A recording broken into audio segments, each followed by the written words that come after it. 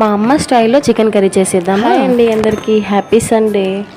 ఈరోజు మీ ఇంట్లో స్పెషల్ ఏంటి? మా ఇంట్లో వచ్చేసి చికెన్ గ్రేవీ, చపాతీ, రైస్లోకి ఇంకా పరోటాలకి కూడా చాలా బాగా సెట్ అవుతుంది. Perfect combination. ఈరోజు స్పెషల్స్ ఏంటో కామెంట్ చేయండి. అలాగే వీడియో విషయానికి వచ్చినట్లయితే చికెన్ని 2-3 టైమ్స్ వాష్ చేసుకొని పక్కన పెట్టుకోండి. ఆయిల్ వేసుకొని బగారా ఆకు కూడా వేసుకొని అందులోకి కట్ చేసుకున్న ఆనియన్స్ అలాగే పచ్చిమిర్చి కూడా వేసుకొని అది కాస్త పచ్చిమిర్చి కూడా వేసుకొని అందులోకి కొంచెం ఉప్పు పసుపు కూడా వేసుకొని ఫ్రై చేసుకోండి. నెక్స్ట్ వాష్ చేసి పెట్టుకున్న చికెన్ కూడా యాడ్ చేసి ఒక 2 మినిట్స్ మగ్గనివ్వండి. నెక్స్ట్ అందులోకి అల్లం వెల్లుల్లి పేస్ట్ కూడా వేసుకొని పచ్చివాసన అంతా పోయేదాకా కలిపేసుకోండి.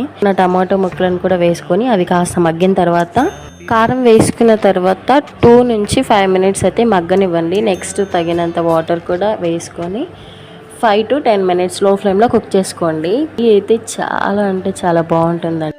ఓకే, మరి ఉంటాయి. Bye bye.